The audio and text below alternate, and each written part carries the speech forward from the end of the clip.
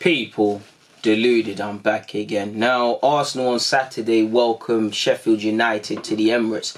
Arsenal lie in 10th, Sheffield United lie in 6th position, and they've had a good season, people. Many people, no disrespect to their players, but if they were looking at it on paper, many people that weren't necessarily in the know might have tipped them to go down.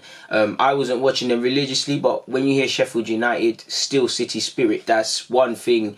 Their players that have graduated through their academy, Maguire and Calvert-Lewin, for example, and Walker, all have in their game is fighting, leaving it all in the ring, and they fully deserve to be in the position they're in this season. Obviously, I'm not going to say obviously because mathematically I believe they can still go down just by paper, and poor form can make things happen, but it's more than likely they're going to stay in this league. They're going to be presented with an opportunity to build upon a solid campaign if they carry on, and introduce people to their team and try and become a stable Premier League side like every team in that position or that context is trying to do. Chris Wilder, listen, when teams are not, the nature of the game is the manager, innit? When things are going well, it's always the players. When things are going wrong, it's always the manager. And Chris Wilder, he gets plaudits, but he deserves his plaudits. Camaraderie, tenacity, fight, spirit, just a great tactics. I see what he's trying to do. Great communicator and able to resonate with the players and communicate his passion and what he demands from them very well.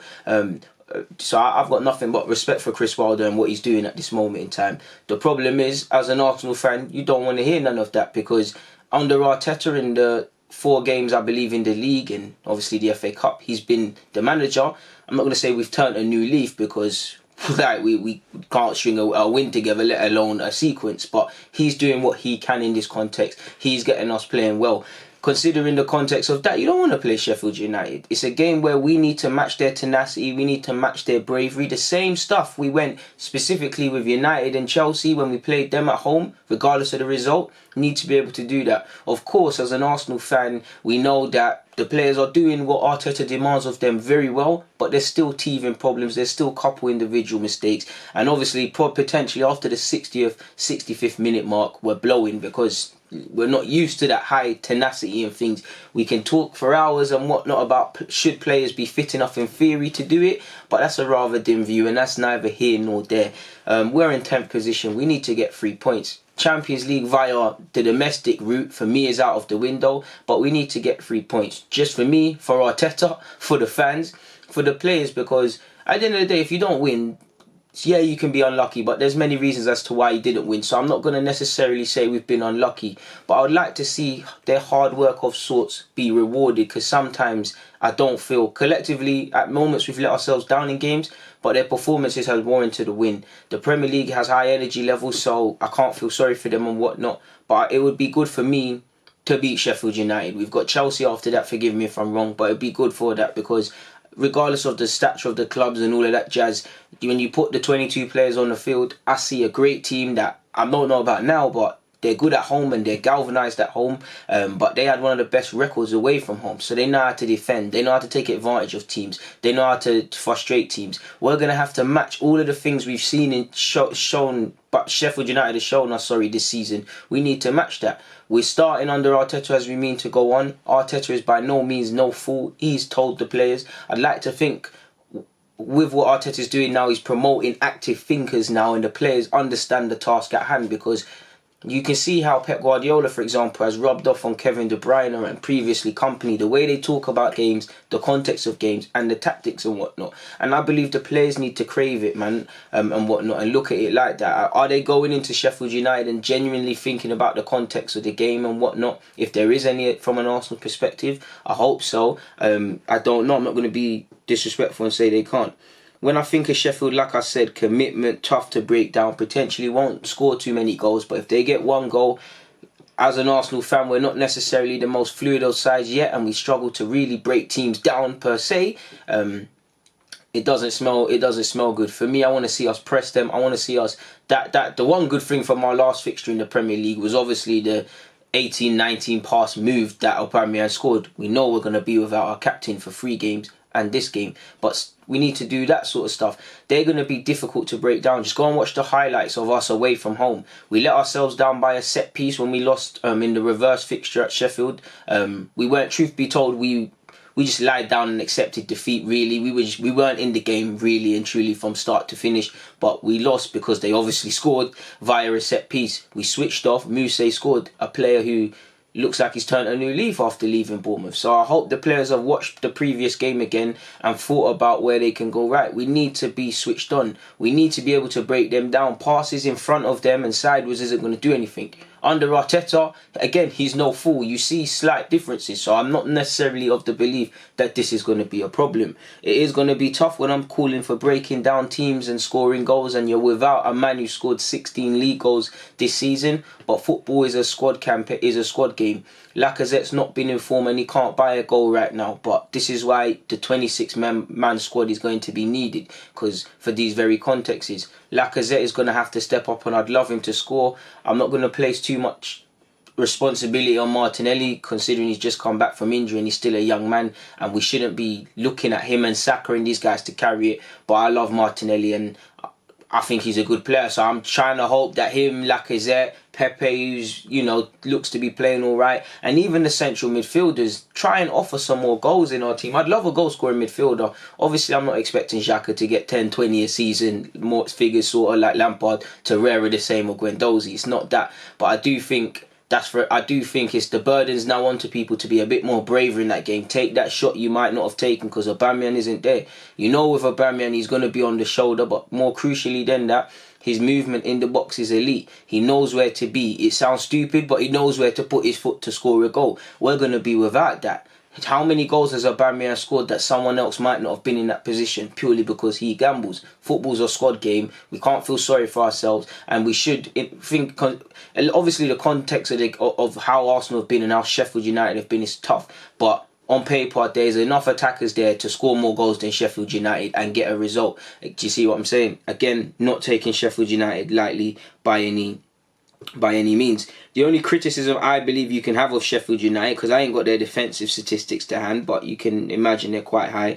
Out of obviously the 20 teams, they're 15th for scoring goals, so they're not too prolific in that sense, people. But in big games, you know what they're on. They lost against Liverpool. Was it at Anfield? Whatever game where they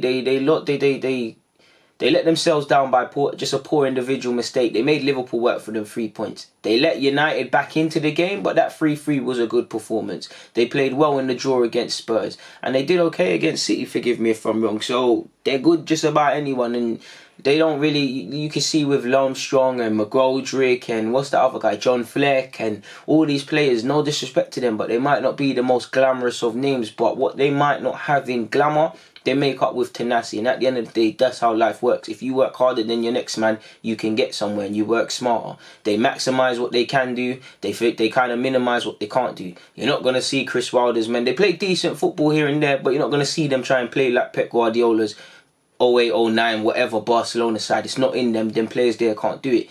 But they're not to be taken lightly. Moussa, away from him obviously scoring against us, he worked the channels well, and he was a nuisance.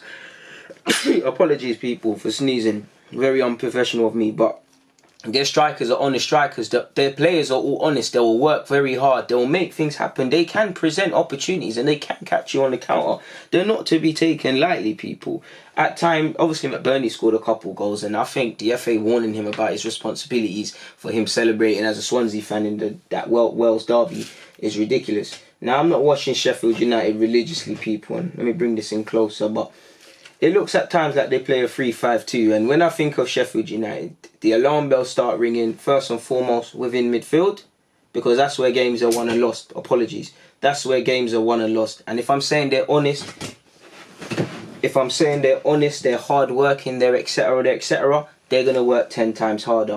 You've got Armstrong and you've got whatever. They will work hard. They will defend. They will be hard to break down, people. Do you get it? When our attackers, let me put them in front. When our attackers are trying to do their thing, they will be tough to break down. They'll get behind the ball, especially being away from home. They know the drill. And this is what I'm saying to you, people.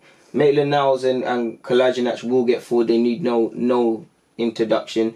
But this is where it's down to the players to pick a pass. There's no point playing it in front and backwards and this and that. I'm not saying force it, because that's counterproductive, but it's down to, I'm not saying it's just down to them, but it might be down to Ozil to try it from here. Jacob, try it from here. You know what not necessarily pass it, but have a dig. Just try something.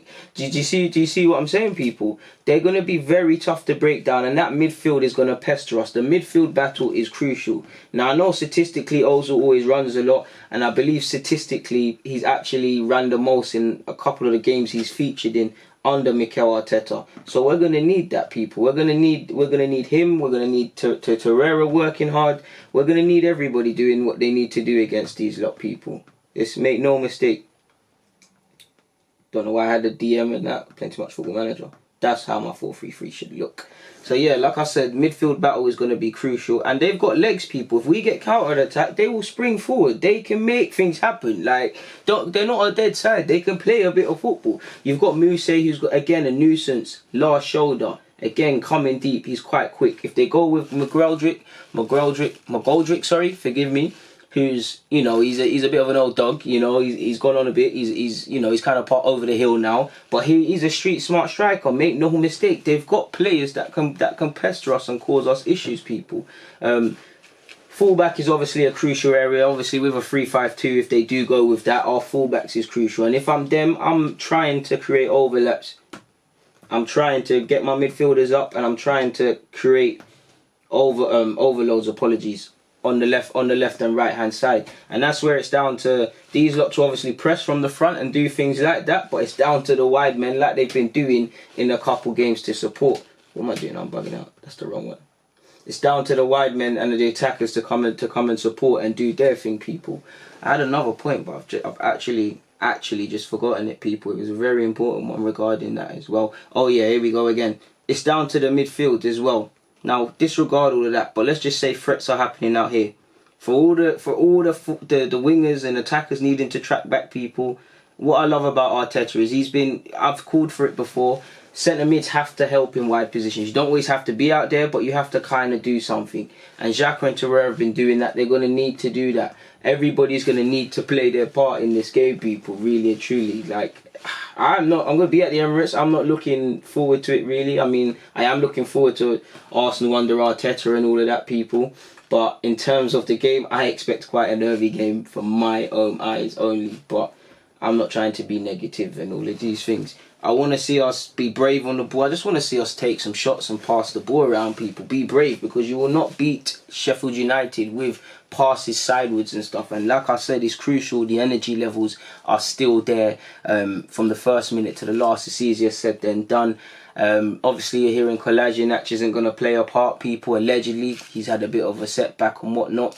Bellerin, you're hearing the same stuff in relation to a hamstring. Even if he was technically fit, how far is he away from being match fit and potentially starting a game? Again, I'm no physio. I don't know these things, people. The typical players that are out are out. But in regards to my lineup, it's a no-brainer. We're without Aubameyang. Lacazette. Now, Lacazette, if you score a goal, hopefully you can go on a run. But he badly needs a goal. I don't think he's been as terrible as people make out, but he has been poor by his own standards. Just in terms of scoring, because he's worked hard in a lot of games and done well. And he got an assist last week, but it's not the Lacazette that was player of the season last year. And I still believe in Lacazette, but clearly his confidence is probably at its lowest in his career, as it's probably the toughest moment in his career, really. 29 years of age, concerns over your club future. I don't think you're playing like you can get Champions League for club, but Champions League club, you're not going to get a look in with France, especially with the Euros coming. You're 29, so your next move is crucial. You're meant to be in he's turning 29, people, in May. Do you get it? He's probably the most testing period of his career right now, and he's probably questioned himself. He's got a strong mentality, so back it. And I love Lacazette. So Lacazette through the middle. If Martinelli's fit, Martinelli comes back into the fold for me. Do you see? I think him and Saka are the young players most ready, most consistent. And if Aubameyang's not there, really and truly, it only looks like Martinelli. If he's not going to score, he's the only one that looks like he's going to make the opposition's defence think about something, because he's going to come off that left. He's youthful and in a positive way naive, so he'll always try and take you on. Got a lot of time for him, man. Brazilian Alexis Sanchez in the making, but let's let him develop. So Martinelli's up there. I'll go with Pepe. Nelson's been decent, and Nelson has a good chance of starting really and truly under Arteta. I wouldn't mind that, but we've spent 70 odd million on the guy, man. So let's just run with this thing now, man. Like Pepe right hand side, Lacazette, Martinelli, Mesut Ozil, because like I said, Mesut's been decent since he's come back. I need all that passing. You didn't necessarily have the best of games, or you didn't have the best of games. You're quite anonymous in the last fixture we played in the league. So I'm gonna need, you know what Ozil brings to the table and all of that passing jazz and poetry, emotion. I need all of them things. Torreira picks himself. Xhaka picks himself. That's our pivot for now, and it's been the pivot so far under Arteta, and it's been playing quite well. Don't break things that aren't fixed. Even if that don't fix things. Don't break. Listen, don't break things that are fixed already. You know what I was trying to say. But moving on. Even if Bellerin was fit, it's probably Maitland-Niles. He's done nothing to deserve getting dropped against Crystal Palace. One of the players that can say, obviously it wasn't the best of results, but he locked down Zaha, so he goes on the right. Saka, I know you don't necessarily like playing fullback, but you do it quite well, and you're a very intelligent young man, and I really like your attitude, because you might not like it, but you put the collective good for the of the team ahead of your own things. Obviously, he's young, and if I'm Sheffield United, being them experienced players and a lot of journeymen and championship players and a lot of experience and street smart strikers, and the whole team that Sheffield possess, this is an area, because it's a boy. No disrespect to him, it's a young man, experienced men. Physically, there's no match. Double up on him, make it tough for him. He's played left back a lot of times, but he doesn't want to do that. And again, what can you capitalise? Because he'll be expected to go forward, which again midfielders will have to support. Can you capitalise on the space? Because even if you look at the Chelsea game, people, where we conceded was it Tammy goal? Whatever goal it was, where Saka was caught high, everybody was caught high up the field as a team, and then the defenders were just at 6s and 7s. I believe it was Tammy's goal. So if they're looking at that, there's things to be taken. But Saka's going to have to do a job for me at left back. Maitland-Niles at right back. Socrates and David Luiz. Long term, I don't think either centre-half is the man to move forward with. But right now, credit where due, don't deserve to be dropped. Similar to the pivot, they pick themselves and they're automatic starters right now. So David Luiz and Socrates are in the defensive pivot, or the centre-half pairing, better yet. I don't know why I'm using fancy hipster language. Leno picks himself in goal, obviously, people. That's the team I'm rolling with, people. Ceballos, I like to see, I want to kind of see Ceballos in the lineup, really and truly, but I think that's the best team right now. No one deserves to be dropped. I don't know Ceballos' injury things and whatnot, but the months are kind of ticking down until he goes back to Madrid. We might as well play him and see what can happen, but if he's not fit, he's not fit. Lastly, in which I should have spoken about before, just doing wannabe tactic stuff, the little, courtesy of Google, the little insights. Might as well just go through them, people. This is the first Premier League meeting between Arsenal and Sheffield United at the Emirates Stadium since 2006, where we won 3-0. Hopefully that's the case on Saturday. So my post-match review can be positive. And you'll always say, hey, go on AFTV and whatnot. So, if Robbie a let man, I'll be on that. But moving forward, Sheffield United are winless in their last 9 away matches against Arsenal, losing 8 and drawing 1 since a 1-0 win in August 1971, people. So let's try and keep that one going. Sheffield United are looking for their first league double over Arsenal since 1946-47 season. Again, that was a 1-0 win. Sheffield could become the first newly promoted team to complete a league double over Arsenal since Blackburn Rovers in the 92-93 season. Arsenal have just won 1 of their last 7 home Premier League games, drawing 3, losing 3. Although it was the last time out against Manchester United, the Gunners have already lost 3 home games this season, losing more at the Emirates in a single campaign in 2010-2011, where we lost 4.